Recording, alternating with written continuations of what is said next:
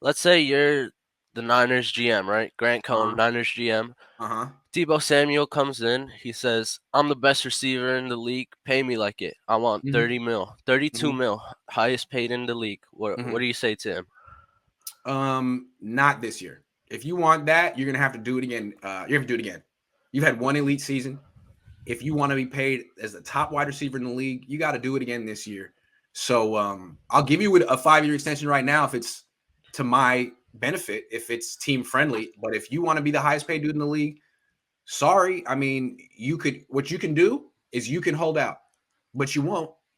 You're going to come back and you're going to play again, and you might not want to re-sign with us. But you know what? We can franchise tag you. Like, I'm sorry, but all the rules are in our favor. So I don't know, man. Up to you, but we'll take care of you, but not like that. You haven't proven it. We're not going to trade you either. Sorry, you're too important. What if next year he has like, let's say, 1,500 receiving yards And he and stays like, healthy. I'll and write him whatever we want. he He's misses proven. 3 games? Misses 3 games. Yeah, Well, depends how. Depends what how. But if he essentially is an all pro wide receiver again next year and only misses a couple of games and it's not for a serious injury, I'm cool paying him. Then he's proven it. He seems like a guy who can kind of keep doing it throughout his career. Right now, I wonder if it's just a guy who had a great contract year push. And hmm honestly, it depends on how much you want to play him at running back, too. If he's going to get 125 carries next year, you want to make him the highest paid wide receiver in the league. He's a running back. So it depends. I mean, if they're going to pay him 32 million, something like that, then he needs to only have 2-3 carries a game. And you actually have to get a running back to replace him and Mostert. It all depends on that. I have to talk to the coaching staff and see what the plan is, but I'd rather go year to year with Deebo. He's under yeah, contract this year. Play it out. And then we could franchise tag you the next year. I'd be curious to, I don't know. I feel like the Niners have leverage. They should use it.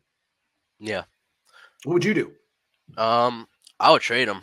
I would take Ooh, the ruthless. two first round picks. Like, let's say maybe you think the Jets would give 2 firsts. Yes. I would take that. I would take 2 top 10 picks in the next 2 years. Draft, these new receiving, like talents in the draft. There seems to be a lot of them. Surely you could find like a few who could replace him. Maybe It's two or kind of three. wild to spend $32 million on a wide Yeah, receiver on a team that's afraid to throw the ball. yeah. Especially with all of the injury history. They have all Who? this money tied up into receivers and they're afraid to throw the ball. It's amazing. Yeah, So, yeah. yeah, I mean, I So, wouldn't do it this year, but I think the Niners will. What the Niners are going to do, they're a family. Okay. mhm, It's important to not upset anyone. Everyone has to be happy. So they're going to give Deebo Samuel what he wants. They're going to give Nick Bosa what they want. I mean, they're all about removing any type of incentive to work your hardest. Like you have one good year, Kyle Shanahan, 6-year contract. You have one good year, Deebo, 6-year extension. And then we'll see what he's like. I mean, every time the Niners have rewarded a young player after 2 or 3 years, 1 or 2 great years, they have an immediate step down afterwards. So I'm curious to see if that happens with Deebo because I don't know what happened to him last year, but he dragged the 49ers as far as they went. And yeah, maybe he's just that good and he was unlocked as a running back, or maybe he's like, damn, like I'm getting this contract by any means necessary. I got to play running back. Fine. I got to play through X, Y, and Z injuries. Fine. yeah. We'll do that if he gets paid $30 million. All of a sudden your body's like, man, I got to take care of my investment. I got to take care of this. I'm just saying. Mhm. Anyway, And before I head out, is Frank Gore first ballot? I don't know if he's first ballot, but he's a Hall of Famer in my book. Yeah, definitely. To me, the greatest running back of all time is Bo Jackson, but he doesn't have the longevity. He doesn't have the stats to be in the Hall Yeah, of Fame.